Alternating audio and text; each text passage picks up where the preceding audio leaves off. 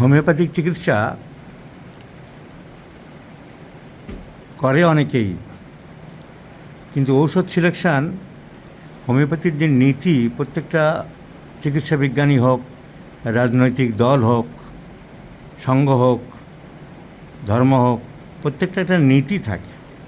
তো হোমিওপ্যাথিক যে দর্শন বা যে নীতি, ঔষধ সিলেকশানের যে নীতি যে ঠিক করা হয়েছে, রোগীর লক্ষণ ও ঔষধের লক্ষণ মেলাতে হবে, মিলিয়ে যে ওষুধটি আসবে সেইটি দিতে হবে, তবে কাজ হবে।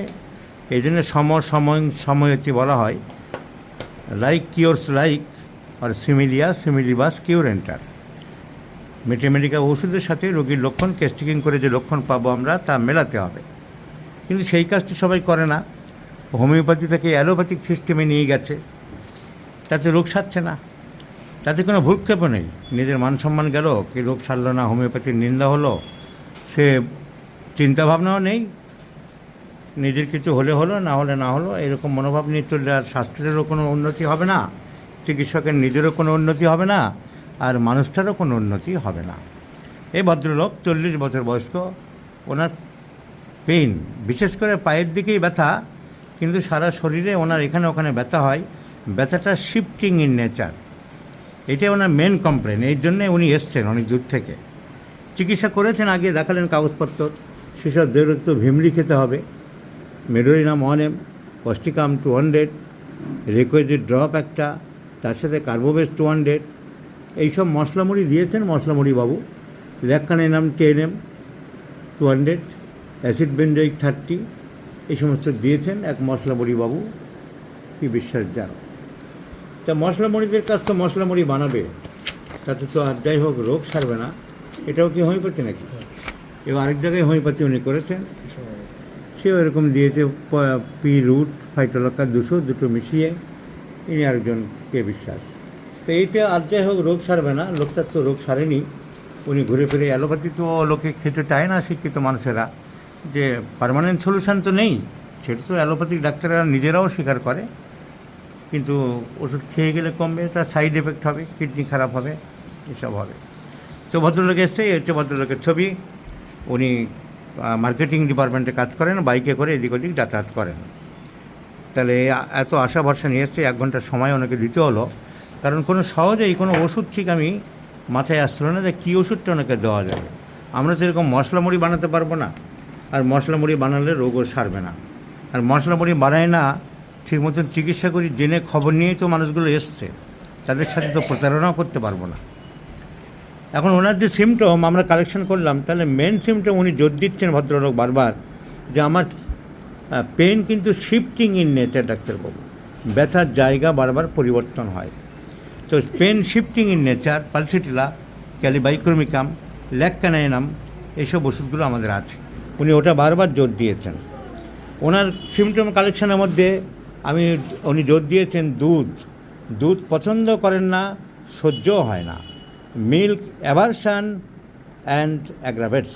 তাহলে এটা আমি জোর দেবো, এটা একটা মেন সিমটম। হোমিওপ্যাথি যেহেতু সিমটমের উপরে চিকিৎসা করে, তাহলে pain shifting in nature, puls kali bi lac caninum, puls cover করছে। দুধ সহ্য হচ্ছে না, মিল্ক অ্যাগ্রাভেটস, পালস আছে। মিল্ক অ্যাভারশান, পালস আছে। পেন শিফটিং ইন নেচার, কিন্তু এইভাবে দেওয়া নেই। পাঠক খুলে 302 পৃষ্ঠায় পাবে সবাই। এগুলো আমার রেপার্টরিতে আমি সুন্দরভাবে সাজিয়ে দেবো, এক জায়গায় পটাপট পাওয়া যাবে। Pain wandering or shifting, wandering নাম দিয়ে আছে। এগুলো না জানলে এই জন্য ছেলেদের খুব অসুবিধা এসব বের করতে, ডাক্তারদের। এই জন্য এগুলো সহজবদ্ধভাবে অ্যালফাবেটিক্যালি আমি বই বের করছি, কিন্তু রোগীর চাপে তো কাজ দেরি হচ্ছে। তাহলে pain wandering in nature or shifting in nature, pulsatilla highest, first grade, pulsatilla ক্যালিবাই। তাহলে আমার pain wandering, pulsatilla first grade. রোগী দুধ সহ্য হয় না, পালসিটিলা। রোগী দুধ পছন্দ করছে না, pulsatilla. Pain shifting in nature, pulsatilla.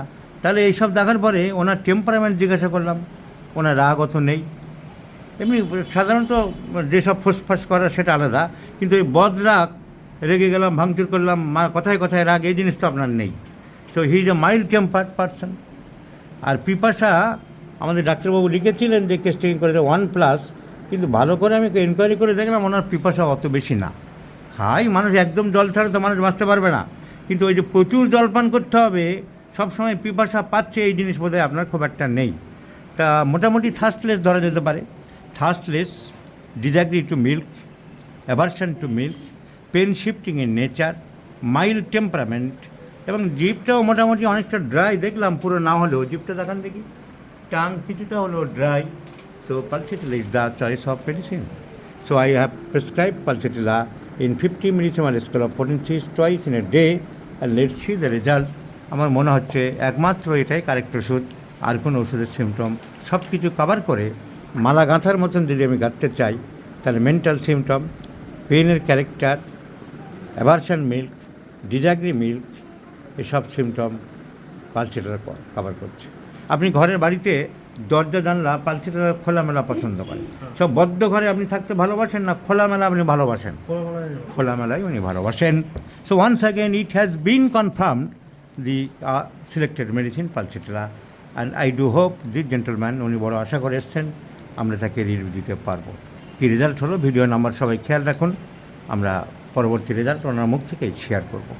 আপনাকে অসংখ্য ধন্যবাদ, আপনার পারমিশনটি নিয়ে ডাক্তারদের শেখানোর জন্য ভিডিওটা গ্রহণ করলাম।